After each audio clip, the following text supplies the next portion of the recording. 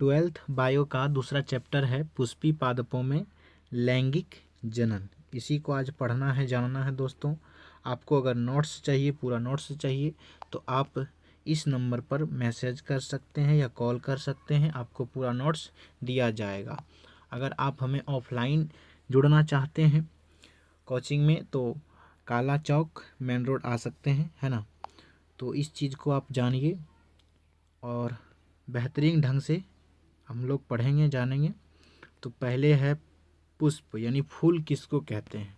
तो पौधा का जो फूल होता है, पौधे में जो फूल होता है वो प्रजनन अंग होता है, क्योंकि जनन यहीं होता है। निषेचन की क्रिया जो होती है वो फूल में ही होता है। निषेचन जड़ में, पत्ते में नहीं होता, फूल में होता है। इसीलिए यह प्रजनन अंग है जो बीज उत्पन्न करने के लिए विकसित होता है। फूल जो होता है पौधे में विकसित क्यों होता है भैया, तो बीज उत्पन्न करने के लिए विकसित होता है।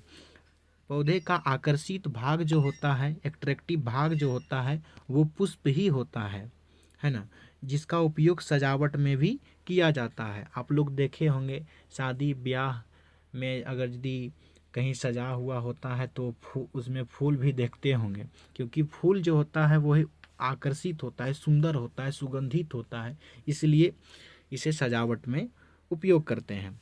यह एक विशेष प्रकार का रूपांतरित प्रारोह है, ठीक है। यह लैंगिक जनन अंग होता है, बता दिया गया है, और पुष्प के भीतर ही निषेचन की क्रिया होती है, इसलिए यह क्या है, लैंगिक जनन अंग है।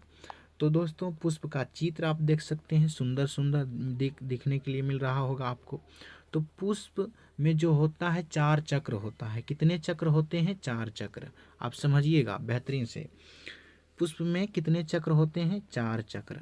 और अंग जो होता है दोस्तों 2 अंग होता है। पुष्प में कितने चक्र होते हैं, तो 4 चक्र होते हैं। कौन कौन से, तो पुंकेसर, स्त्रीकेसर और बाह्यदल और दल, ये जो है 4 चक्र होते हैं। और अंग 2 होते हैं। अंग कितने होते हैं, 2 अंग होते हैं। कौन कौन से अंग होते हैं, आइए पढ़ते हैं दोस्तों। सहायक अंग, सहायक अंग और आवश्यक अंग।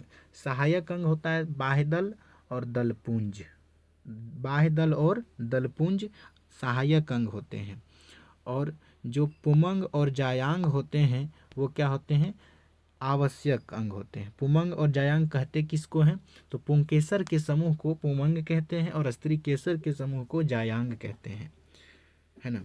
क्योंकि अब आवश्यक और सहायक अंग, बाह्य दल को सहायक अंग, दलपुंज को सहायक अंग क्यों कहते हैं, और आवश्यक पुमंग और जायांग क्यों है। तो देखिए जनन की क्रिया में जो सहायक होता है वो सहायक अंग हो गया, और जो जनन के लिए अति आवश्यक है वो आवश्यक अंग हो गया। बाह्य दल और दलपुंज पुष्प में अगर नहीं रहे तो जनन हो सकता है, लेकिन पुमंग और जायांग अगर यदि पुष्प में नहीं रहेगा तो निषेचन नहीं होगा, जनन नहीं होगा, इसलिए ये आवश्यक अंग होते हैं। साइकिल में जैसे दोस्तों कई पार्ट होते हैं, जैसे उसमें भी चक्का है, होता है पहिया जो होता है वो होता है ना, पहिया होता है। साइकिल में क्या होता है, पहिया होता है, और एक पहिए को ढकने वाला एक फ्रेम होता है टीना वाला।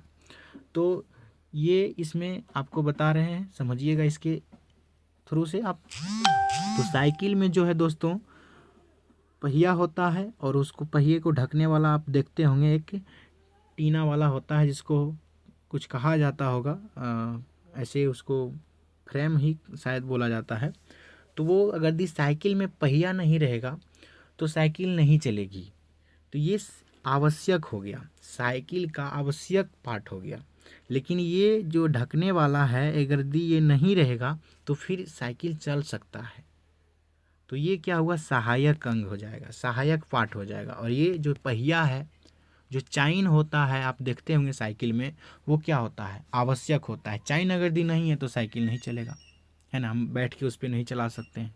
लेकिन अगर यदि ये फ्रेम अगर दी नहीं रहे तो हम चला सकते हैं, कोई दिक्कत नहीं है। तो ये सहायक है और ये क्या है, आवश्यक है।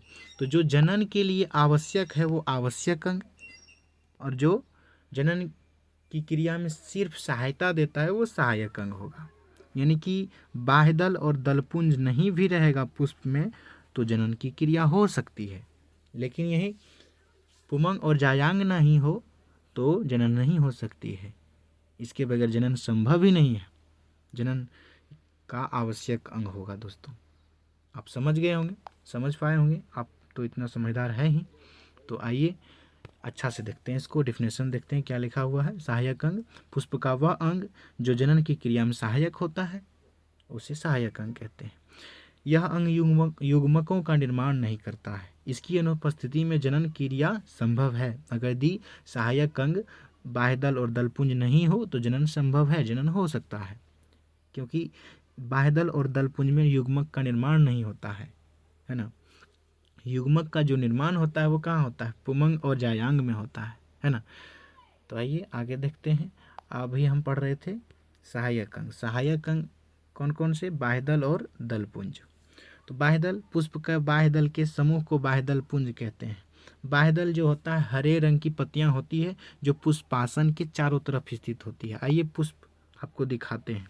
ये पुष्प है, ये बाह्यदल है दोस्तों। जो हरा दिख रहा है ना, ये सब ये दिख रहा होगा, ये क्या है?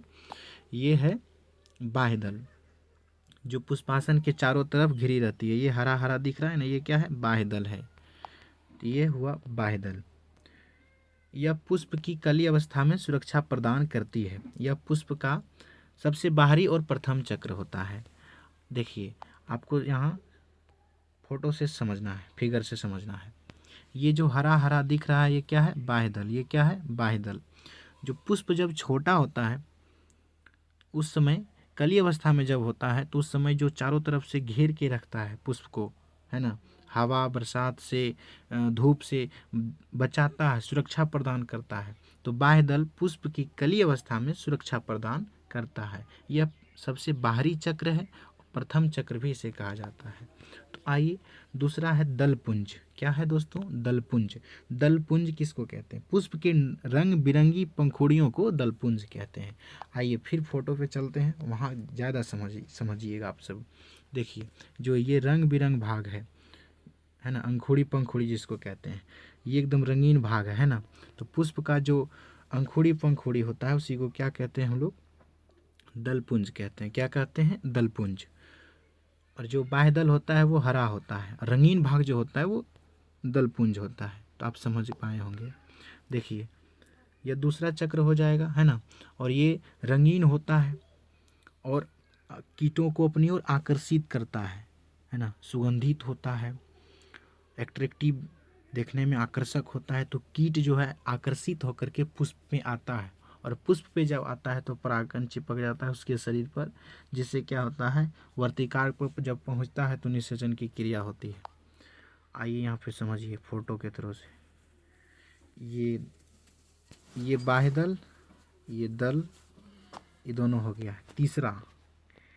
तीसरा ये सहायक तो दो ही है ना, सहायक दो और आवश्यक दो। तो आज सहायक पढ़ लिए तो आवश्यक पढ़ेंगे।